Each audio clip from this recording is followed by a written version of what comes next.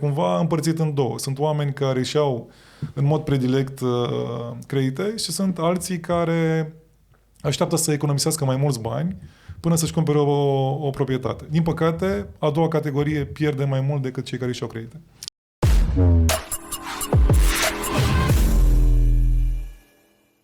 ...69% dintre voi, cei care ne urmăriți în mod frecvent, și asta ne spun studiile din spate ale YouTube-ului, nu sunteți abonați la canalul nostru, ceea ce înseamnă, într-un mod pozitiv, că 31% dintre voi sunteți deja abonați, așa că, cu ocazia asta, aș vrea să vă invit pe toți ceilalți care încă n-ați apucat să dați click pe abonare, să o faceți, pentru că în felul ăsta creșteți acest canal și ne permite să aducem invitați din ce în ce mai faini care să facă lucruri, care fac lucruri de calitate și care să facă acest podcast și mai valoros, cum este și prietenul nostru Andrei Perianu de la Bancata. Bine ai venit, Andrei!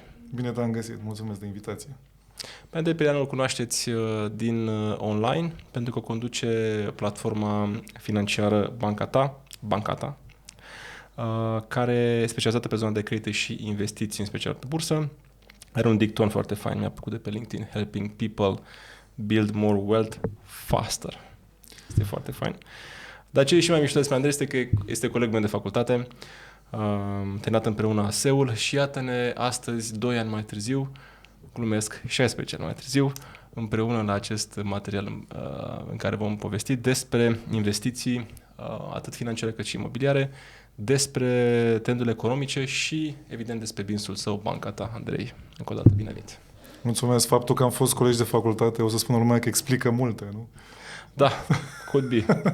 Zine, pe scurt așa, pentru cei care poate nu se familiarizează cu Bancata, care sunt lucrurile așa care sunt lucrurile pe care le face bine și aduc astfel valoare în lume mai departe? Te referi la Bancata? Da, la Bancata, da. Noi avem un background de wealth management, adică ne-am ocupat de portofolii mari și de 3 ani spunem că facem wealth management pentru toată lumea. Asta înseamnă că îi ajutăm fie să-și plaseze banii din economiile personale, dar și să poată să-și extindă micul patrimoniu personal sau mediu sau oricum cât de mare ar fi el, să poată să-și-l extindă cu real estate prin credite ipotecare sau orice fel de credit care te ajută să te dezvolți. Ok. Deci, practic, e un acces la un serviciu care altfel era pentru wealthy people, făcut acum pentru everybody. Corect? E un pic contraintuitiv. Știi că auzim foarte des în România săracii oameni, cei care au credite ipotecare, au crescut ratele și este parțial adevărat. E important de spus că oamenii care au credite ipotecare s-au dus la școală, sunt foarte stăpâni pe situația lor, au venituri în creștere. Chestia asta se întâmplă cumva în mod statistic. Tu ții un credit ipotecar când ești relativ tânăr și pe parcurs veniturile tale îți cresc, fie natural, fie pentru că faci ceva din ce în ce mai bine sau că ai maturat profesional.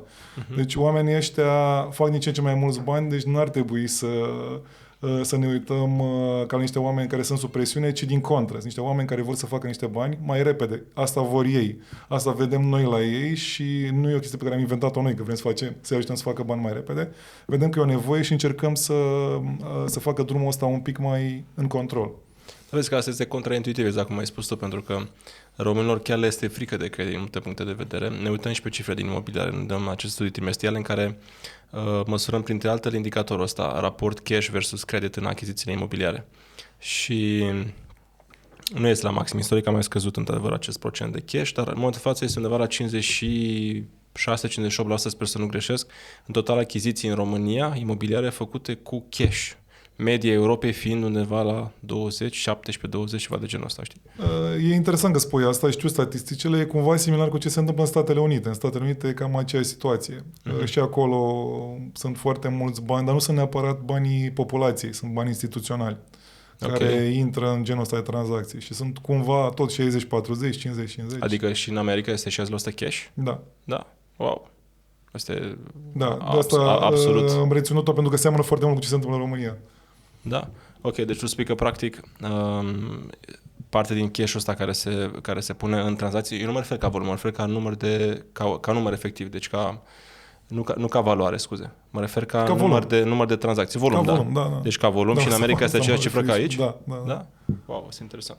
Și spre deosebire de America, unde sunt mai multe fonduri instituționale care cumpără, în România, de fapt, oamenii, persoane fizice cumpără cu cash. Da. Sunt oameni care au venituri în ce în ce mai mari și pe lângă investiții de tip bursă, pentru că au un apetit foarte mare către zona asta, își adaugă încă 2 apartamente, încă 5, încă 3, încă 10, pe care și le administrează sub o formă sau alta, sau fac orice fel de investiții, cumpără clădiri întregi sau orice formă de genul acesta. Asta în US. Nu vorbesc de România. Vorbesc de România. Ok.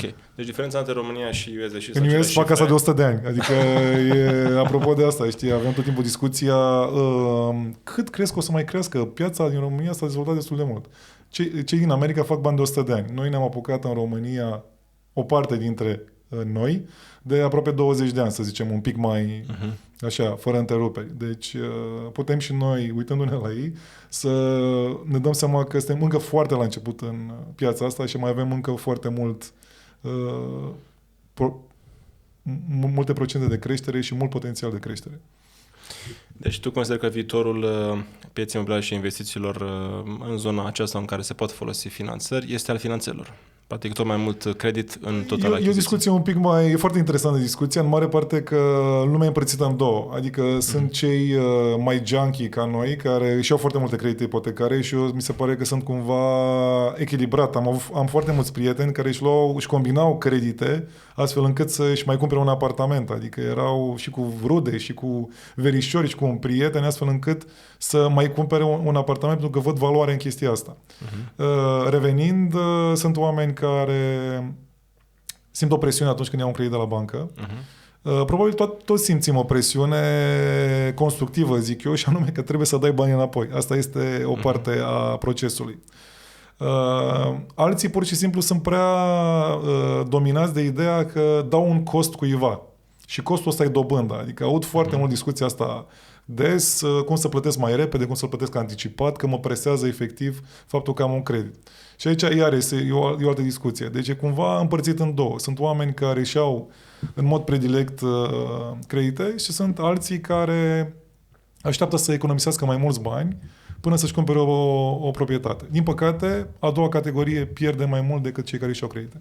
Pentru că pe măsură ce tu aștepți ca dobânzile să scadă, de fapt, prețurile imobiliare cresc. E un pic mai simplu. Pe măsură ce tu aștepți să economisești bani, prețurile imobiliare cresc. Da. Tu mai bine, regula este, și aici o discuție pe care noi avem, pentru că noi ne ocupăm și de investiții și de credite, avem cumva o abordare hibridă, un pic ciudată pentru discuțiile generale care sunt avute în familia din România. Și anume, trebuie să intri în imobiliare cât mai repede. Chiar cu cea mai proastă, nu știu cum să mă exprim, cea mai... un pic sub potențial, adică poți să-ți iei o garsonieră care ți pare ieftină într-un cartier, poate nu e cel mai interesant cartier, dar să intri mai repede în piața asta, pentru că și acea garsonieră se va aprecia la nivelul mare de preț. Și când zic nivel mare, dacă tu ți iei ceva de 40.000 de euro și zici, uite, o garsonieră pe care mi-o permit, dar nu e ceea ce îmi doresc, și acea garsonieră o să ai o apreciere de 20%, 15% și așa mai departe. Banii tăi pe care ai în bancă, de cel mai multe ori stau în depozite și au un potențial mic, și pierzi această evoluție a pieței imobiliare. E foarte simplu peste o garsonieră de 40.000 să mai adaugi niște bani când chiar o să ai mai mulți bani, dar măcar ai făcut ceva bani deja în imobiliare. Foarte greu să pleci când nu ai nicio, știi cum e, n-ai un bulk, un portofoliu peste care să clădești. Știi, și avem, totuși, chiar și în contextul ăsta pe care tu îl transmiți, avem debate-ul ăsta în permanență cu clienții, că nu cumpăr acum că creditele sunt scumpe. Am deschis în ultimul an și o companie de blocaj financiar și tocmai pe fondul ăsta că am văzut că total credite în PIB-ul României este mult sub media din Europa, deci clar că românii încă au o oarecare aversiune la credite care, pe măsură ce nivelul de sofisticare al economiei și al populației României crește, va începe să crească. Deci cu siguranță vom avea din ce în ce mai multe credite. Da, cu toate astea avem deseori discuția asta și colegii noștri din proiecte imobiliare care le manageriem și colegii de la Access Finance, că dom'le, dar sunt un pic scumpe, hai să mai așteptăm puțin. Și este extrem de contraintuitiv, pentru că în momentul în care tu ai dobânda sus, de fapt asta ține imobiliarele în cec, ține prețurile oarecum pe la același nivel. Uneori se și corectează, că au fost zone din piață care s-au corectat anul trecut, de exemplu, face zone parte din joacă, da. E o chestie de ciclicitate, dar imediat cum dobânda începe să scadă și finanțele devin mai accesibile, automat interesul general crește și asta alimentează cu mult capital o piață care produce destul de greu. Tu știi foarte bine că tu ai avut chiar experiențe de dezvoltare imobiliară și uite cum intri într-o spirală în care prețul crește mult mai repede decât scade dobândă. Așa că, în final, mi-a plăcut treaba asta. În imobiliare trebuie să intri de vreme. Cât mai repede, da. Toată lumea este în așteptarea, în orice tipologie de investiții, pentru că noi le vedem pe amândouă, și cele de pe bursă și cele din imobiliare sau de orice fel, este în așteptarea situației ideale care nu vine niciodată. Sau atunci când găsești acel apartament al visurilor tale, deja piața s-ar fi mișcat cu, știu și eu, în funcție de caz. Chiar și eu am trăit chestia asta, dar știi cum e, în orice generație există o oportunitate și există unele probleme. Când am început eu să mă gândesc să îmi iau un apartament, deci după facultate, când am început să am venituri, era o perioadă când imobiliare nu au crescut foarte mult, ceea ce a fost în favoarea generației noastre. Ce înseamnă asta? Am putut să economisez niște bani fără să văd că piața imobiliară îmi fuge de sub picioare. Și vorbesc de perioada 2009-2015, dacă ți-o aduci aminte. Dar, repet, lumea nu trebuie acum să se gândească, ok, deci a beneficiat de perioada aia. Tot timpul e ceva, tot timpul e o oportunitate. În perioada aceea, imobiliare s-a mișcat foarte lent, în contrast cu ce se întâmplă acum. Acum, și într-un an prost ca anul trecut, tot au crescut 5-7%. Într-un an normal, tot cresc cu 5-7%. Și cum anul trece foarte repede. Și te trezești, te apuci de muncă, începi să ai niște venituri, zici, ok, economisesc. Și aici noi ne adresăm foarte mult celor care sunt la început de drum. Și zici, ok, economisezi niște bani, dar te uiți la piața imobiliară cum trece pe lângă tine cu 7%, cu 10%, cu 7%. Și chestia asta se compune repede. Și te trezești cu un apartament de 100.000, când te-ai apucat să economisești, și s-a făcut 150.000 în 3 ani sau în 4 ani. Și e foarte frustrant și te împiedică și mai greu să intri în imobiliare. De aici, știi, adică tu vrei să rezolvi o problemă intrând cât mai repede. Foarte fain. O să te citez, Andrei, pe treaba asta. Deci, în imobiliare este bine să intri cât mai repede. Cităm treaba asta, punem și în descriere. Și cu ceea ce îți permiți, că foarte mulți, și am discuții, știi cum e, noi nu vorbim acum că am citit într-un articol, avem discuții zilnice cu prieteni, cu familie, cu oameni, cu useri de pe platformă. Se uită la chestii foarte interesante din prima, gen, nu știu, duplex, nu știu în ce dezvoltare foarte scumpă, știi? E clar că nu și-o permit, dar ei se gândesc că așteaptă până și-o permit, știi? E o chestie și pe măsură ce și-o permit, pentru că românii se îmbogățesc, prețurile se duc din ce în ce mai sus. Și acea oportunitate se tot îndepărtează. Și de aici și foarte multă... Știi, când e vorba de bani și când e vorba de bani pentru mare parte dintre români, se acumulează destul de multă frustrare pentru că piața e foarte rapidă, noi suntem la început în capitalism și nu prea ne prindem care e ideea cu banii, știi? Cu creditele și tot ce am vorbit până acum. Și de asta încercăm să luăm contact cât mai repede cu ei ca să demontăm lucrurile astea. Și de aia facem seminarii, în fine, o să-ți povestesc. Mi-a plăcut că ai spus treaba asta, că românii se îmbogățesc. Da. Din nou, contraintuitiv. Am văzut recent un raport al Credit Suisse care vorbea despre Wealth of Nations, bogăția națiunilor. E un raport care apare în fiecare an. E foarte pozitiv pentru că din când în când te uiți acolo că e și România cu niște cifre cu două cifre, poate pe lângă Argentina, pe lângă Brazilia, tot timpul e cineva. Și România în ultimii 10 ani a tot apărut în topul ăsta cu cifre de creștere foarte robuste. Bune, robuste, exact. Ce poți să vezi foarte ușor când te uiți peste acest raport e zona din ce sunt făcute activele românilor. Știi că poți să... Wealth of Nations, raportul Credit Suisse, cred că nu se cheamă Wealth of Nations, cred că se cheamă altfel. Mă rog, e despre bogăția fiecărui stat în parte. Global Wealth Report. Global Wealth Report, scuză-mă. Și... în ținere de minte. Deci eu cu 16 ani la facultate. Vorbește despre din ce este compusă averea. Active financiare sau active non-financiare. Prin active financiare înțelegând în primul rând acțiuni și obligațiuni și prin active non-financiare înțelegând în primul rând imobiliare, dar și mașini sau alte lucruri. Fiecare consumabile ce mai poate fi cotat drept de valoare.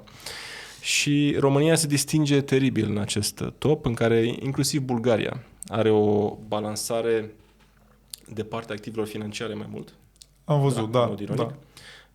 România, în schimb, este, dacă Bulgaria este active financiare, active non-financiare, România este active financiare, active non-financiare.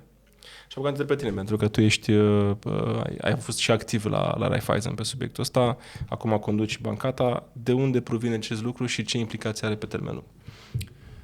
Sunt mai multe subiecte. E foarte important de spus în finanțe personale că zona de date e importantă, dar de obicei sunt foarte multe date pe planetă care sunt foarte ușor să le manipulezi și dacă vrei te convin cu orice date, dacă ți le pun în orice fel de Excel sau orice formă, poți să-ți generezi un argument pro și contra. Chiar și Warren Buffett a spus asta.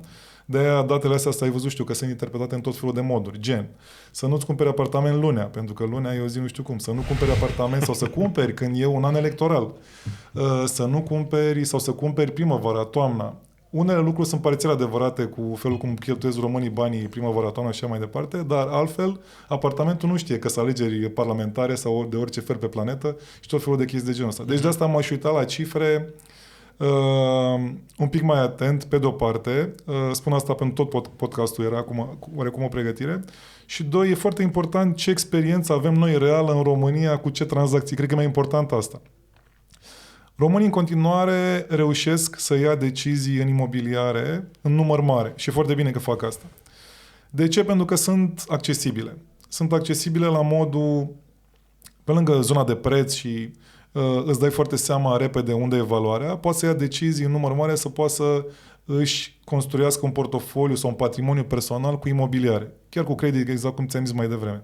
Deci cred că asta e o chestie foarte pozitivă la români, că pot, până la bursă, care e o chestie puțin mai sofisticată și o să le punem pe amândouă în contrast, își acoperă repede nevoia asta.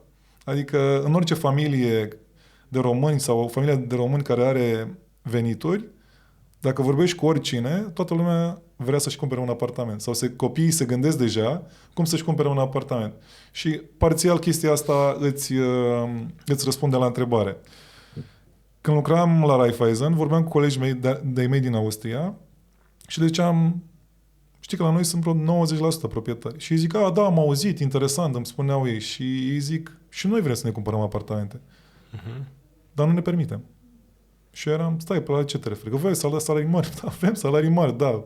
Dar proprietățile sunt atât de sus încât o pondere mult mai mică din populație și le permite. Deci în România încă există cumva avantajul ăsta. Nu trebuie să fii căzilionar, nu trebuie trebuie pur și simplu să ai venituri. Foarte interesant. Deci, practic, în esență, România, în momentul de față, tu spui că principal trigger este pentru faptul că cumpăr imobiliare mai mult decât cumpăr acțiuni, faptul că ele sunt mai accesibile și probabil că este și o predilecție, cumva culturală sau nu? O mare parte din români și-au dat seama, sau să vorbesc așa mai pe șleau, se prind că România are creștere economică accelerată, sau cel puțin am avut în ultimii 10 ani, și cumva tu vrei să beneficiezi de succesul țării tale, că îți place, că nu e ca în Franța, că nu e ca în Germania, că comparăm tot timpul și poate nu e în favoarea României, tu vrei din succesul ăsta să te urci și tu în trenul care îți dă un pic din medalie, știi? Și real estate-ul e varianta disponibilă pentru toată lumea. După care intră zona de bursă, adică poți să investești pe Bursa de Valori București, care este o variantă senzațională cu randamente foarte mari, dar nu e pentru toată populația, nu toată lumea are apetit. Nu toată lumea poate să plaseze sume mari repede pe bursă. Și acolo totuși, procesul e mai lung. Ca să cumperi imobiliare te costă minim 80-100.000 de euro, să zicem, ori 20% avans dacă e pe finanțare bancară. Studio cu 80.000 de euro, adică Da, și intrarea pe bursă, în schimb, înseamnă 10.000 de lei minim. Și poate să însemne 100 de lei, dar vezi, aici e diferența. În real estate pui o sumă foarte mare la lucru repede, 80.000 de euro, dacă vorbim de un studio, pe bursă îți poate lua foarte mult timp să plasezi 100.000 de euro. E o curbă de învățare și de experiență foarte lungă. Pentru că nu au încredere, nu? Să pune direct 100.000 de euro, e un proces, e mult mai complicat, e mult mai sofisticat, trebuie să știi care sunt companiile, marge, monopol, adică e o dinamică e un pic mai... Ok, poți să cumperi un indice și... Dar percepția e că e mai complicat. Nu poți să pui 80.000 de euro overnight. Trebuie să pui gradual. Chiar dacă cumperi indicele BET, tu îl vei cumpăra pe măsură... Aici iar un hack cu creditul. La creditul nu puteți să mai aștepți să pui o sumă mare repede, că o pui din start, odată ce ai luat studio, Da. ăla lucrează, prețul lucrează în favoarea ta. În 10 ani poate să faci 160.000. Aici, la bursă, tu pui 500, 1000 de euro și tot așa. Adică pui sume mici, care ele se compun la randamente poate mai mari ca pe real estate, dar sumele sunt semnificativ mai mici. Și dacă un român are 80.000 de euro, nu se uită să pună direct 80.000 de euro pe bursă, se uită să pună în imobiliare. Cam asta e predilecția majoritară, nu? Cred că dacă un român, 100%, da, mai degrabă către... Depinde în ce stadiu e. Dacă și-a rezolvat nevoile de genul locuire, investiții, poate și-au al doilea apartament și mai departe. De obicei, oamenii care se duc pe bursă e ca un dragon, așa, știi, cu un cap mare și cu o coadă. Coadă lungă. Capul e zona de nevoi super stringente, mâncare, după aia îmi iau real estate ca să am, pentru că îmi permit și vreau să am securitate pentru familia mea, și după aia în zona sofisticată sau mai către zona sofisticată este zona de financiară și anume bursă. Și așa este și în vestul Europei și în America? Sau este invers? Oamenii pun înainte bani în active financiare, gen 401k din US și apoi în imobiliar? Aș zice că e relativ similar. Pentru că, în mod conștient, nici în America, raportat la populație, cred că sunt undeva între 8 și 10% cei care investesc pe bursă. În mod conștient. De ce zic asta? Pentru că ești nevoit în diverse structuri de fonduri de pensie, cum e și la noi. Oamenii din România poate nu știu, dar prin pilonul 2 sunt foarte mulți oameni care sunt investiți într-o pondere. Mi se pare că titlul de stat 70% și 30% pe bursă, prin acest pilon 2 prin care contribuie la pensia lor. Deci ei cred că au o pensie pe lângă cea socială, să o numim, în care... Cea de bază. Da, pilonul 1 în care noi plătim pe bunicii noștri și invers, când o să ne facem noi bunici copiii noștri. Da. Pay as you go. Au zona asta în care pur și simplu ai contribuit, vezi un portofoliu care este administrat profesionist și acolo ei au investiții pe bursă, cum și în America la fel și în Marea Britanie la fel. Bursa e sofisticată peste tot, nu doar în România. În România, pur și simplu, suntem mult mai la început față de ei, dar tot cam în filmul ăla. Și, practic, spui că în US sau în Europa de Vest, fondurile de pensii sunt poate mai bine structurate sau deja au o istorie mai mare și de asta cumva oamenii au acces la astfel de investiții mai rapid sau mai ușor. Contribuțiile sunt semnificative, adică ești forțat pentru că acolo viața este semnificativ mai scumpă și lumea o percepe. Se întâmplă și în România. Și noi acum ne dăm seama, noi, generația noastră, față de acum 20 de ani, când poate era mult mai ieftin să trăiești în România, că viața devine din ce în ce mai competitivă. Liniuță, din ce în ce mai scumpă. Deci nu mai putem să trăim ca bunicii noștri care aveau o pensie și, nu știu, plăteau electricitate, beau un ceai și, nu știu, își luau groceries. Noi acum poate vrem să mergem și noi, măcar până în Grecia. Adică ai un stil oarecum de viață care oricum o să fie mult mai scump ca în prezent și te cam pregătești pentru asta. La ei se întâmplă asta de 10 de ani, adică ei sunt conștienți că viața este din ce în ce mai scumpă și se pregătesc într-o formă, cum să zic, cu mult mai mulți bani în aceste fonduri de pensii pentru viitor, în care contribuie, pun bani pe bursă și își văd randamentul ăla live, adică contribuie deja. Dar nu o fac ei voluntari într-un număr atât de mare. E posibil să contribuie la faptul că în US, într-adevăr, percepția despre piața financiară este una mai pozitivă, pentru că, în primul rând, au cea mai mare piață financiară din lume. Da? Și doi, poate greșesc, dar poate mă contrazici tu, nu există sistemul ca în Europa de pay as you go. Adică care susține, să zicem, tinerii susțin bătrânii as we go, adică există pentru unele categorii sociale, dar într-o formă foarte mică. Dar culmea, să știi că nici în Olanda, adică în Olanda pensiile de genul acesta sunt la nivelul 600 de euro, 900 de euro, adică nu faci nimic cu 900 de euro. Trebuie să ai extras. Cred că la fel o să fim și noi peste 30 de ani. Dacă o să ai un, nu știu, 900 de euro, echivalentul 900 de euro, 1000 de euro peste 30 de ani, o să fie peanuts, adică nu se nimic. Nu o să fie mare. Adică probabil că o să-ți plătești electricitatea, dar nu o să mai ai bani decât de basics, știi? Ok. Și implicațiile pe termen lung, că asta era, am să pun acum la prima parte a întrebării. De ce se întâmplă această dorința românilor mai mare către imobiliare versus active financiare, dar care sunt implicațiile și tendurile potențiale pe termen lung?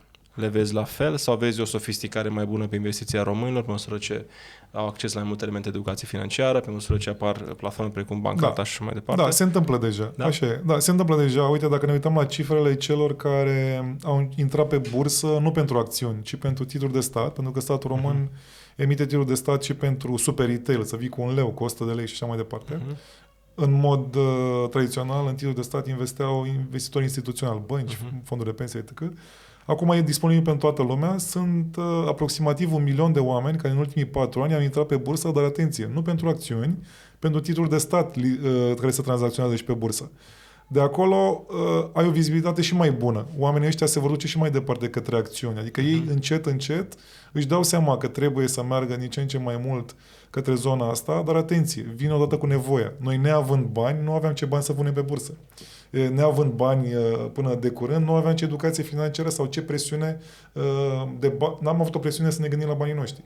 Acum, ca ai niște surplusuri, încep niște conversații în familia de români, știi? Ce facem cu banii, cum facem, luăm un apartament, investim pe bursă, am văzut că tu faci asta, facem și noi, a făcut unchiul, a făcut nepotul, știi? E o discuție care vine odată ce acest munte de bani, mic munte de bani, va adăuga, știi, noi culmi, va fi din ce în ce mai mare, munte de bani dacă ne referim la avuția românilor, știi? Pentru că noi n-am avut foarte mulți bani, am încercat să securizăm prin imobiliare și încet, încet ne ducem și către bursă. Dar are legătură cu cât de mulți bani ai. Pe măsură ce vor fi mai mulți bani, o să poți face asta. Am un prieten care spunea până acum câțiva ani, înainte să vedem trendul ăsta de creștere bună și infrastructură și proiecte, fonduri europene și mai departe, că noi trebuie să ajungem să ne umplem burțile și după aia putem să discutăm chestiile pe care le zici tu aici, Daniel, în podcast. Da. Păi el a spus ce gândește și până la urmă așa e. Da. Până să ajungi la zona sofisticată, trebuie să rezolvi foarte bine chestiile de bază. Exact. Și crezi că suntem acolo deja? Sau avem cât de lucrat? Ce e interesant la ce se întâmplă în România este că, știi, noi, poate ai văzut și tu asta, trecem prin niște filtre mai vechi, tot ce se întâmplă în economia în România și toată lumea e puțin negativă sau tinde să fie. Din ce în ce mai puțin am văzut.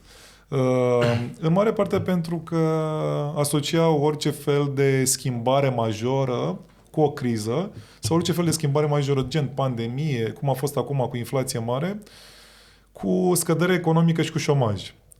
Nu prea s-a mai întâmplat asta. Și e foarte important de spus asta. Faptul că avem un șomaj foarte mic împinge veniturile românilor în sus. Avem creșteri de 10% în medie, chiar și în anul în care am avut inflația aceea record, în 2022, de 16%, am avut creșteri aproape cât inflația. Zic aproape, adică 13,9%. Chestia asta se vede, adică se vede în puterea de cumpărare a românilor, în comportament, în felul în dinamica banilor din interiorul familiilor românești și așa mai departe. Deci e un indicator foarte bun pentru viitor. Nu e părerea noastră, e pur și simplu ce vedem. Dacă am avut anii ăștia un pic mai incerți, în care anul trecut am avut o creștere economică relativ mică, dar bine că am avut-o, cred că de 1,9, ceva de 1,9%, dacă anul ăsta vom avea 3,3%, deja o să respirăm un pic altfel. Adică lucrurile o să vadă un pic mai bine, o să fie un pic mai puțin scepticism în economie, felul cum se comportă lumea, știi? Eu, tu, ce ne cumpărăm, familiile, companiile și așa mai departe, chestia asta se va vedea. Apropo de lucruri palpabile de care ne putem lega.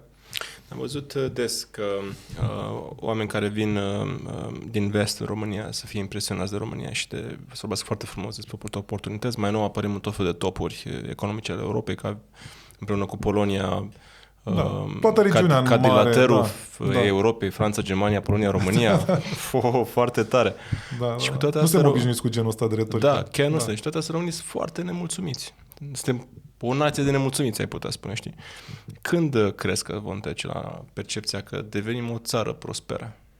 Când va să face declicul ăsta în care spune, e bine în România?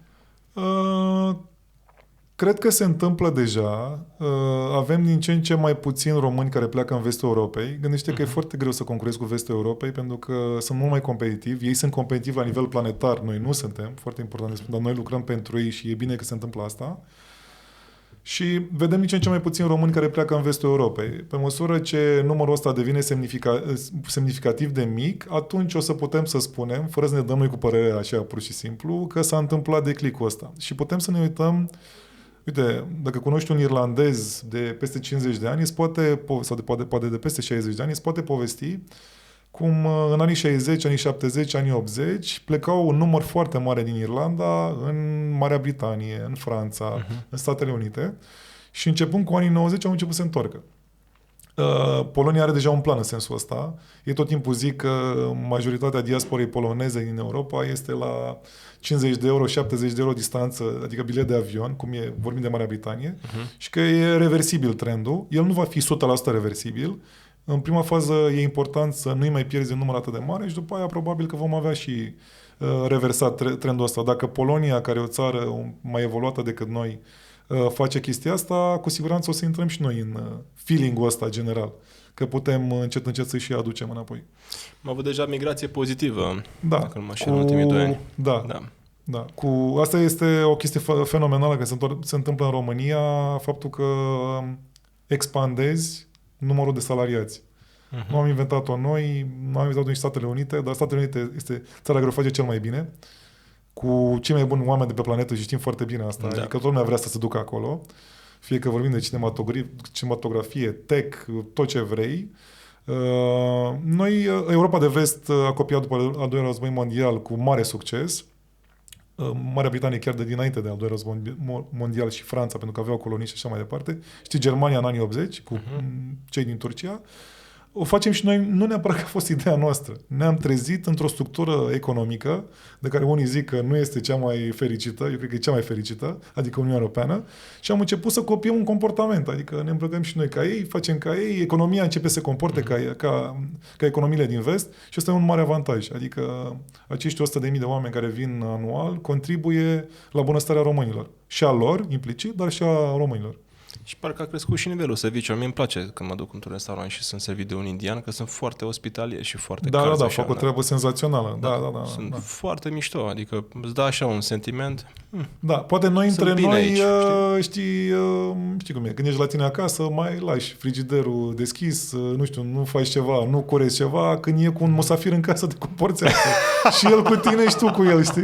Așa e și cu ei, adică e un mare avantaj. Și eu aștept să devină acele restaurante faimoase, vietnameze, sri-lancheze, de-abia aștept să mergem la... Ei sunt în faza în care muncesc în alte restaurante de toate tipurile și cu siguranță o să treacă de un pas unde o să-și facă ei propriile restaurante, exact. Fie pentru ei, fie pentru noi. Eu de-abia aștept, adică sunt mare fan această mâncare asiatică. Există 2 lanțuri vietnameze care și mi-mi plac foarte mult, le-am văzut prin e de-abia începutul, cred că o să fie multe, să existe o diversitate și mai mare. Mă bucur că ai acest approach foarte pozitiv asupra ce se întâmplă în România. Ce faci în să-ți dau un secret. Te rog. Nu ești pozitiv pe România, nu poți să faci bani în România. Le spun tuturor. Adică când aud asta, dar aș vrea să fac, dar uite, dar nu mă lasă guvernul, dar nu mă lasă, stai puțin. Tu trebuie să faci pătrățica ta. Deci, repet, nu ești pozitiv, nu ai cum să... Noi când lucram în vânzări, avem această glumă. Nu știu, îți spunea cineva, stai, dar e greu, dar nu știu ce, fii atent, nu ești pozitiv, nu-ți faci targetul. Și te speria de chestia asta. Nu, sunt foarte pozitiv, o să mi-l fac, știi, adică era foarte, așa și aici, știi. Nu ești pozitiv, n-ai cum să faci bani în România. Nu ești pozitiv, nu-ți faci targetul. Da, corect. Uite, o întrebare care mi-a venit așa ascultându-te. Plecând tot de la ideea de nație de nemulțumiți românii, e clar că lucrurile încep să se întâmple fain, avem autostrăzi care se deschid sau urmează să se deschidă. Da, se pare fabulos, da. Este absolut fabulos. E chiar o glumă, știi, când ne păcăleați, când erau greu de făcut sau acum, parcă se va prea ușor. E fabulos, da? Adică vezi poduri care se fac în 3 luni, e incredibil, adică... Exact. Am ajuns la atât de departe ca și vârstă, ca să știi cum e, să vezi, știi cum e, eram noi foarte young și la școală, nu se construia nimic, adică era totul foarte lent. Acum când vezi că lucrurile se fac peste noapte, sunt lucruri pe care le-am văzut în vestul Europei sau în Statele Unite sau în alte țări. Da. Și acolo e o normalitate. Da. E fabulos că intrăm și noi în normalitatea asta. Adică se construiască la o viteză foarte, foarte mare. Da. Și pe lângă asta mai vine și infrastructura energetică a României, care din toate studiile pare că putem deveni un hub energetic regional și ajutăm și pe vecinii noștri peste Prut și frații noștri peste Prut și la fel și pe vecinii noștri din nord, din Ucraina. Mai sunt și toate aceste oportunități de dezvoltare industrială, logistică și mai departe. Intrăm în Schengen, intrăm și în OECD, destul de probabil, nu? Da. Și toate vin în același timp. Și cu toate astea, Există anumite laturi ale populației care încă sunt atinse de aceste discursuri populiste din partea anumitor partide, că tot suntem în anul electoral 2024. E normal. Pentru o parte din populația României care are salariu minim, clar e o mare problemă. Avem 1,5 milion din cei 5 milioane de salariați din România. Noi ne uităm foarte mult la asta pentru că noi la Bancata spunem că ne ocupăm de aceste familii. Să le ajutăm să facă mai mulți bani. Deci știm cifrele astea și încercăm să ne uităm cât mai atent posibil. Îți dai seama, dacă ai salariu minim, tu n-ai cum să fii mulțumit în România. Într-o țară care e din ce în ce mai scumpă, adevăr, salariul minim e din ce în ce mai mare, dar tot salariul minim e, tot mic e, tot e o problemă. Adică salariul minim nu poți să faci nimic, în teorie. Acolo e o mare parte a problemei, adică e polarizată în sensul că ai oameni care au venituri din ce în ce mai mari și fac bani și poate se simt bine în România, care să zicem că sunt mai spre vârful piramidei, și ai această pondere din populație care nu poți să-i condamni, adică n-au cum să fie fericiți. Și aici nu putem noi să dăm soluție, dar ca idee, de aici de aici vin problemele. Și degeaba ești tu, te simți fericit în țara ta dacă o treime din salariați nu se simt. Aici e o problemă socială. Deci nu contează până la urmă doar venitul mediu care crește, contează venitul median care arată de fapt... că contează foarte mult, e bine că se duce în sus, dar în continuare avem această problemă. Adică putem să speculăm. Poate nu avem încă destul de multe proiecte antreprenoriale românești de mare anvergură care să ridice toată populația asta și mai sus. Ea vine cu timpul. Adică toată lumea știu că se uită la stat. Să zic că soluția nu cred că vine de acolo. Pur și simplu, economia românească trebuie să crească mai repede ca oamenii ăștia să se îmbogățească și ei. Din păcate, știi cum e, capitalismul e o piramidă. Și cei de la bază, ca să se îmbogățească, toată lumea crește, dar important și ei să fie urcați mult mai repede. Și cei care vin acum și contribuie cu 100.000, cei din Asia de Sud-Est, îi ajută și pe aceștia. Și cum ajutați voi cu Bancata pe cei 1,5 milion cu salariu minim pe economie să se îmbogățească? E foarte provocator, pentru că cu salariul minim nu poți să faci foarte multe, nu prea poți să economisești. Varianta cea mai simplă este să învețe minimul despre bani, cum să bugeteze, ce să facă cu banii, astfel încât să nu aibă o frustrare continuă, că tot timpul știi cum e. Se împrumută poate de la un IFN cu o dobândă foarte mare sau vrei să eviți genul ăsta de probleme.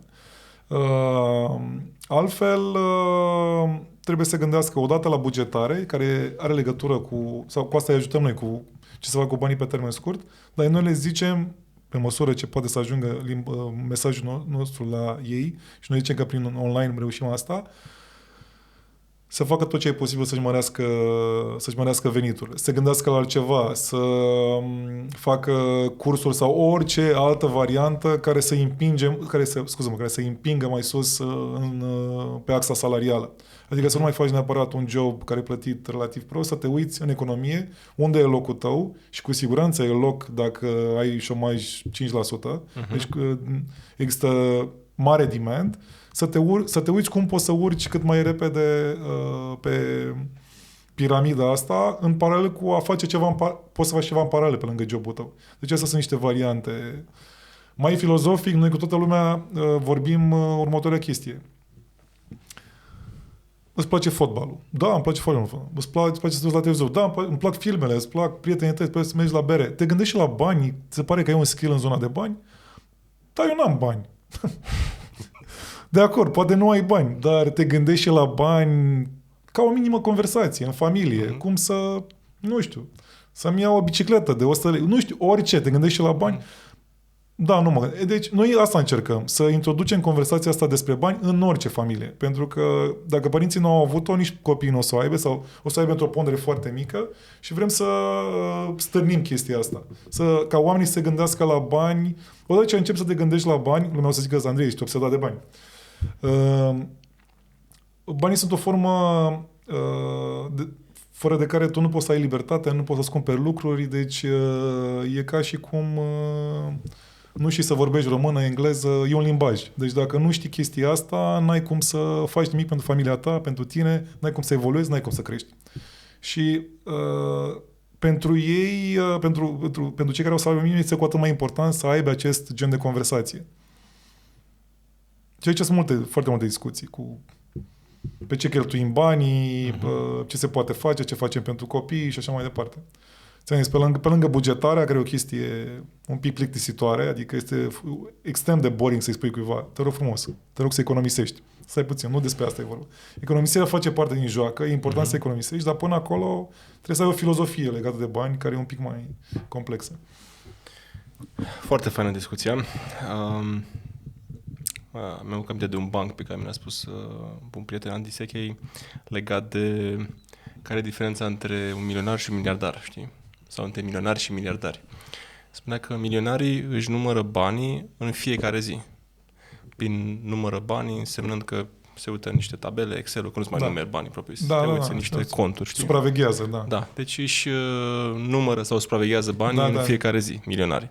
Miliardarii își numără și supraveghează banii de 2 ori pe zi. Ok. Deci ideea din spate, cu cât îți crești mai mult conversația ta cu tine, dar și cu ceilalți legată de bani, cu atât șansele să începi să, cum zic finanții, să vină către tine evenimente de lichiditate. Adică să fii în apropierea unor surse de bani, cresc, știi? Aici e interesant legat de ceea ce zici cu milionarii și cu miliardarii. Noi suntem un pic anti această retorică de conservare. Aud foarte des, vreau să conserv, am 3.000 de lei, vreau să conserv, am 5.000 de lei, vreau să conserv. Stai puțin. Chiar dacă avem 1 milion, nu trebuie să conservi, pentru că milionul ăla peste 10 ani nu va mai fi milionul de azi, 1 milion de euro. Legat de bani, tot timpul trebuie să te gândești cum poți să explodezi, mai ales dacă ai bani puțin, mai ales dacă ești de la început. Adică, adu-ți aminte când am început noi să lucrăm, mă gândeam cum pot să-mi iau și eu o garsonieră, cum pot să am un venit mai mare, cum pot, știi? Eu credeam că toată lumea are conversația asta, știi? Dar după aia am descoperit că nu toată lumea, ok, poate cei din jurul nostru îi vedeam că făceau chestia asta. După aia, mergând mai departe, am văzut foarte mulți oameni care câștigau mai mult decât mine și pur și simplu îi snopeau, zic, stai, nu vine să cred. Și pot să dau multe exemple, adică dacă faci orice în București, cum probabil știi și tu, orice fel de, nu știu, că montezi parchet, că pui o lampă, că orice, că dai că zugrăvești, că orice specialist, toți au peste 4.000 de ron, 5.000 de ron, 6.000 de ron, 7.000 de ron and beyond. Cu toate astea, oamenii ăștia, apropo de oportunitate, de am început noi proiectul ăsta. Pentru că îi cunoaștem, nu e vorba de statistici, noi cunoaștem oamenii ăștia, știi cum, interacționezi, te vezi cu ei, ne-am dat seama că oamenii ăștia ei fac bani, dar ei n-au bani. Este unbelievable. Adică sunt foarte mulți bani care se aruncă în România și asta e o chestie pe care noi o adresăm frontal, apropo de ce ziceai tu cu conservatul și cu milionarul și miliardarul. Foarte fain. Ne apropiem de final, Andrei. A trecut o oră. Incredibil.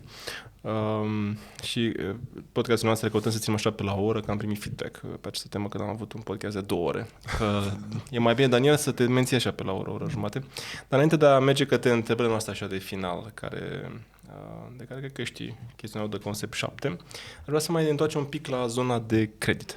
Da? Pentru că probabil în banca ta e produsul de bază. E o pondere destul de mare, da. Au început să scadă dobânzile. Avem deja, vedeam zile trecute, una dintre băncile românești a ajuns la dobândă fixă pe 3 sau pe 5 ani, 5,59. Da. Acum e o bătaie foarte fină între 5,59, 5,7, 5,9, exact. Totul a început la 5,9. Da, corect. Când a început la 5,9, toată lumea a început să se ducă, ok, 5,7, 5,75, 5,79, 5,69, 5,59 acum. Da? Probabil se va duce și sub 5 la un moment dat și să fie bătălia sub 5. Da. Deja dobânzile ce obțin pe fix pe 3 ani, deci nu pe variabil, sunt comparabile cu cele dinaintea statului războiului din Ucraina. Da? Deci suntem... Aici nu m-aș raporta războiul din Ucraina, m-aș raporta la creșterea de dobândă de la BNR, care e mult mai clară și în fața noastră. Am văzut că foarte multă lume o suprapunea cu războiul în Ucraina, ridică alte riscuri, dar la noi, la dobânzi, ne uităm strict ce face Banca Națională. Da. Că ei mișcă pur și simplu această dobândă. Am spus în Ucraina că a fost momentul în care BNR-ul a ridicat. Da, corect. Și așteptându-ne ca dobânda înceapă să scadă mai departe, aș vrea să în primul de la tine care e așteptarea ta, adică care o să fie trendul pe următorii 1, 2, 3 ani și care este implicația la nivel economic și de investiții, imobiliar și financiar. Hai să luăm pe rând. Deci care sunt așteptările tale în privința acestui ROBOR, Euribor? Hai să deschidem un pic mai tare paranteza. Dobânzile au început să crească atunci când Banca Națională a văzut că inflația este foarte mare. Deci noi ne-am luptat cu inflația. Acum inflația aceea mare a devenit din ce în ce mai mică, scade și avem perspective ca ea să scadă în continuare. Da. Adu-ți aminte ce frică era când multă lume ne spunea o să fie inflație 20%, 26%, 60%, 100%. Deci lucrurile erau... Frica era scăpată de sub control când am ajunsesem la 16 și mai mult. Pentru că una bună că euro era 6 lei peste noapte. Da. Deci frica apare foarte repede și în la momentul respectiv am depășit frica aia, asta vreau să spun. Repet, am depășit frica cu inflația mare și dobânzile, văzând inflația din ce în ce mai mică, momentan Banca Națională nu a scăzut dobânzile, dar în finanțe, percepția legată de viitor e aproape la fel de importantă ca, știi cum e, percepția e la fel de importantă ca realitatea. Faptul că noi vedem deja oferte clare pentru bănci la ipotecare cu dobânzi care scad, e de ajuns cât să-ți ungă rotițele pentru o piață imobiliară care a fost mai lentă, poate o să se miște un pic mai bine. Nu înseamnă că se duce la cer, nu înseamnă că pur și simplu te întorci la o mai mare parte din populație care se gândește să facă pasul către să consume ceva, un antreprenor care se gândește să investească mai mult, pur și simplu pentru că vede percepția asta asupra dobânzilor că este către sau să se diminueze. Deci astea sunt implicațiile. Nu trebuie ca dobânzile să fie mici, pur și simplu că vedem dobânzi mai mici, clare în piață. Oricum, ele au fost mici de când am văzut acel 5,9. Da. Dar poate mulți s-au gândit că e ceva, nu știu... Am vorbit cu foarte mulți în piață și la noi, chiar și nu toți care au luat credite prin noi, care s-au beneficiat de aceste oferte. Deci au susținut zona de consum, zona asta de ipotecari și tot ce vrei în zona de, să zic, de achiziții de apartamente. Acum că le vedem și mai jos, e și mai clar. Adică s-a dublat faptul că vezi inflația mai mică, că vezi inflație mai mică și în Europa și în America. E clar că și în România intrăm în trendul ăsta descendent. Am depășit, chiar dacă inflația încă nu e 3-4%, mai e o chestie de spus, că lumea percepe foarte... E o chestie relativ blurry. Când am avut dobânzi 0 sau 1,6, când a fost IRCC 1,6, acelea au fost niște dobânzi, 2 puncte, stimulative. Deci asta înseamnă că nu rămân stimulative forever. Când avem acum dobândă 7 la BNR, repet, când avem dobândă fixată de Banca Națională la 7, e o dobândă restrictivă, ceea ce înseamnă că nu va fi restrictivă forever. Asta are niște repere foarte simple pentru toată lumea.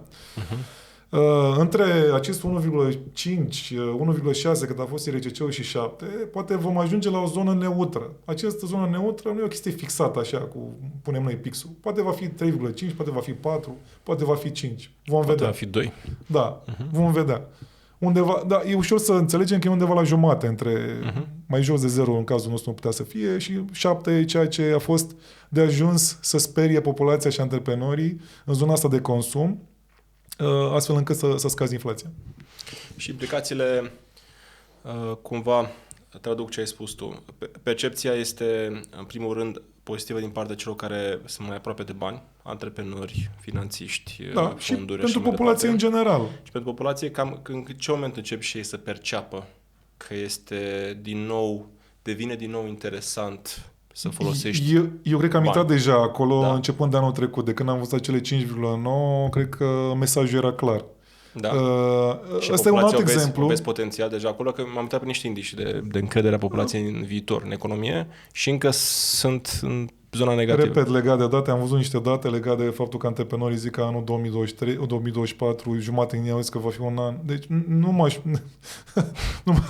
m-aș uita cu un pic de atenție la aceste survey-uri și la aceste cifre. Foarte simplu. Dobânzi mai mici înseamnă un an economic mai bun în 2024. E simplu as that. Că la nivel personal vrem să luăm decizii, vrem să facem ceva, vrem să investim pentru viitor. Astea sunt lucruri pe care putem să le facem la nivel personal, pe care am putut să le facem și în 2023. Foarte important de spus. Și exemplul cu 5,9 este ca la manual. Și când apar lucruri rele în economie și ți se pare că, Doamne, nu poți să faci nimica, și atunci există o oportunitate. Tu aveai o dobândă foarte mare la BNR 7, dar tu o luai cu 5,9. Pentru că băncile au muncit atât de mult la zona asta de mortgage, care nu este o piață ușoară, încât vroiau, adică n-au vrut să piardă trendul ăsta. Adică mortgage-urile de anul trecut au fost la volum de 20% mai mic decât anul precedent. E clar că au fost nevoite să mai scadă un pic din preț, chiar dacă nu au fost așa super laxe, și în continuare se întâmplă asta. Și care este implicația? Nu trebuie să ne copleșim tot timpul, trebuie să ne uităm, ok, și într-o piață rea, ce e bun pentru mine, ce pot să fac eu pentru mine și pentru familia mea. Și când percepția că dobânzile încep să scadă, devine din ce în ce mai clară în toată lumea. O să fie prea târziu, nu glumesc, o să fie, da, o să fie apogeu. Da, de obicei e bine să iei decizii, cum zice și Warren Buffett, când lucrurile nu sunt atât de clare. Când sunt clare, ești clar că ești la un preț la care toată lumea... Când o să ai o dobândă, dau un exemplu mai concret. Să zicem că acum ești la 5,7 și poate o să ajungem la 5. Probabil că deja când vom fi acolo, o să vedem niște aprecieri în piața de... Nu neapărat aprecieri, că asta e greu de... Îți va fi greu să mai cumperi apartamente la modul cum a fost acum. Ai avut vorbim de București, care e o piață pe care o vedem mai bine, ai avut foarte multe oferte de peste tot, unele la prețurile de un an înainte și nu s-au luat decizii. Prețurile poate se vor mișca lent pentru că se va epuiza stocul și iar va intra în spirala asta în care mulți o să spună ok, au crescut prețurile. Trebuia să luăm o decizie, iarăși, legat de credite, le spuneam tuturor anul trecut. Creditul ăsta e pe 30 de ani, dar tu nu ești încuiat. Așa e contractul. E ca, știi, tu, dacă vezi oferte mai bune peste 2 ani, trebuie să fii puțin egoist. Trebuie să iei iarăși o decizie pentru tine. Poate peste 3 ani o să fie dobândă la 3. Refinanțezi și ai luat cu 5,9 la 3. Simple as that. Dar prețul apartamentului tău ar fi crescut cu 10% sau cu 20% sau cu... Deci mare avantaj la credit este că tu blochezi prețul din momentul în care l-ai cumpărat. Exact. Da. Exact. Pentru că, în final, cu creditul tu te poți juca, poți face refinanțări, peste refinanțări. Dar procesul e mai complicat. Da. Te reduci, te scoate un pic de pe scaun, te să mergi la bancă, să discuți cu ei. Da, sau cu un broker. Simplist de spus, nu se poate dobândă mică și imobiliare ieftine. E invers. Cumperi ieftin când dobânda e mică și după aia când dobânzile încep să scadă, imobiliare încep să se ducă în favoarea ta dacă ești deja investit. Exact ce am vorbit mai devreme. Adică sunt... Spune Winston Churchill, never waste a good crisis. În această notă, Andrei, ar vrea să mergem către o zonă mai funny, sper să-ți placă. Nu știu dacă ai apucat să te uiți peste ele, dacă nu e o surpriză plăcută. Avem 7 întrebări mai ușor diferite de tema discuției, dar vreau să trecem prin ele și apoi să tragem pe scurt niște concluzii înainte să încheiem. Prima întrebare. Ce îi răspunde bunicii mele dacă te întreabă cu ce te ocupi? El spune că lucrez la bancă. Dar nu lucrezi la bancă. Da, mamă, e bine, e bine că lucrezi la bancă. Da, e varianta cea mai simplă. Deci fac aceleași lucruri ca atunci când lucram la bancă, doar că folosim o platformă. Nu ți-ar spune bunica când ai plecat de la bancă, dar mai că ce faci? Că la bancă era bine, era job bine plătit. Da, fac același lucru, mă ocup de oameni și de banii lor, ceea ce făceam și înainte, așa. Doar că acum o facem în mod independent, ceea ce ne dă foarte mare libertate, să fim foarte aproape de ei, să le dăm cea mai bună variantă, alegem de pe o paletă foarte largă. Înainte rezolvam problema și înainte foarte bine. Acum, pur și simplu, mi se pare că ne-am transformat și cred că clienții noștri simt asta. Știi că am lucrat și eu în bancă înainte să vândesc de concept, lucram la Volksbank, o veche bancă. Da, mi-aduc aminte.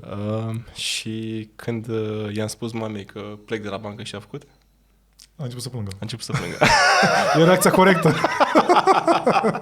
Cum să faci? Erau niște ani în care se făcea asta. Acum, dacă plecai acum, nu mai era cazul. Adică ar fi fost mai pregătită. Vai, dar cât a putut să plângă. Da. Da, uite, sper că e mândră acum. Da, cu siguranță. Mergem mai departe. Ce sfaturi i-ai dat copilului tău care vrea să facă o investiție imobiliară?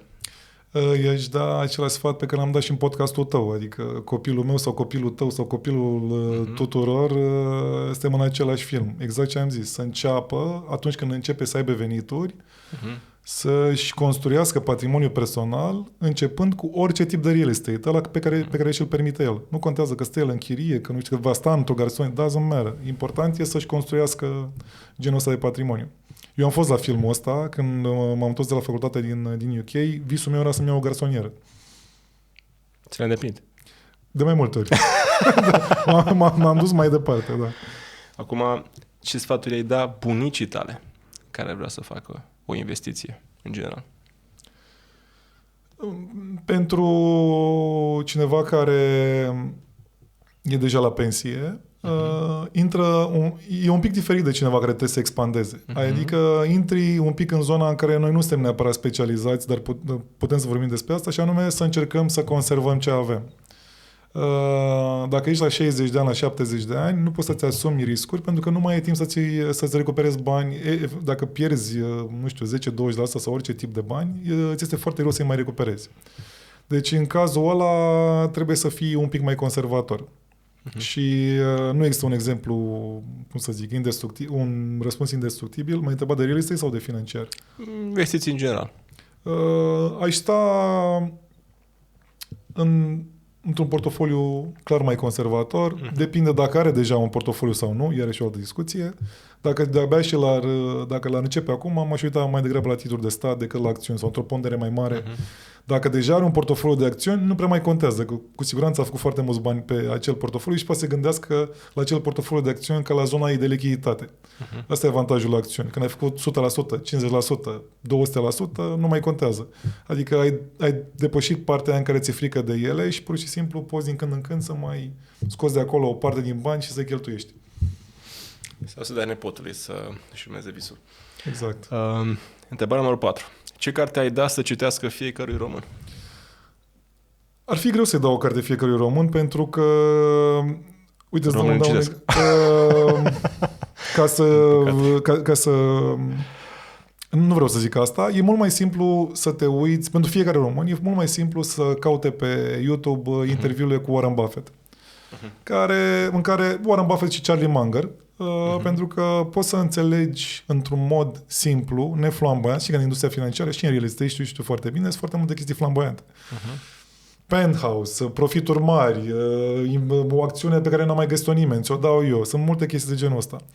Warren Buffett dezbracă tot shine-ul ăsta, tot glitter-ul ăsta, tot auriul ăsta și ți-l aduce mult mai aproape de viața ta de zi cu zi. Și aici poți să înveți foarte ușor cum să investești.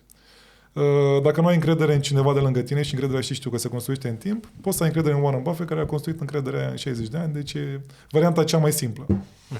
Și să cauți oameni în jurul tău care se uită la principiile Warren Buffett, să aveți aceeași tip de discurs. O carte foarte bună este chiar biografia lui Warren Buffett, Snowball. Da. E o combinație faină și de beletristică.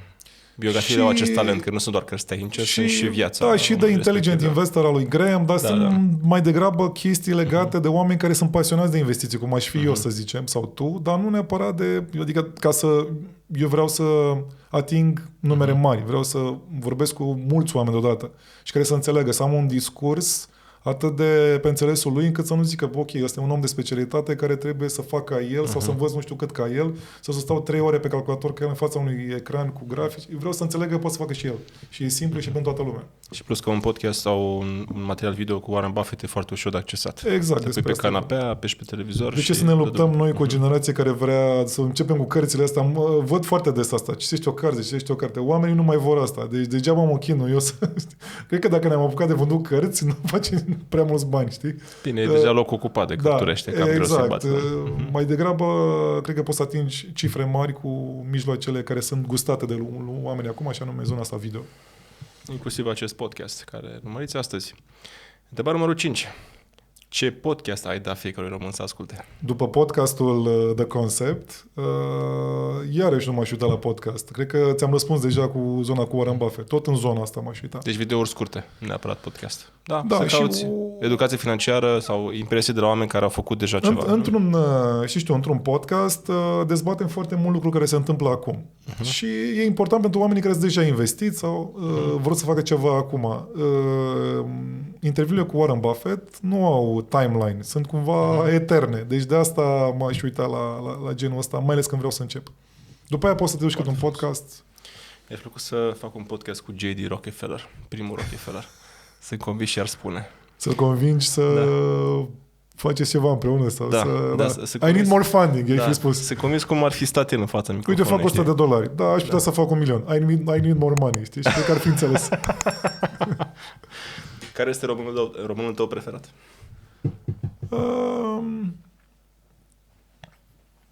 Cred că sunt mulți oameni de admirat în România pentru faptul că reușesc într-o piață mică și o piață un pic mai complicată. Îmi place foarte mult de Gheorghe Hagi, iarăși, pentru că îl înțelege toată lumea, face o treabă foarte bună, atenție, fără speech-ul sofisticat cu care ne este vândut 9 zi de zi în România. Sunt chiar și foarte multe glume, ne uităm și noi, sunt foarte haioase cu Gica, cu diverse chestii, nu știu cum răspunde și așa mai departe.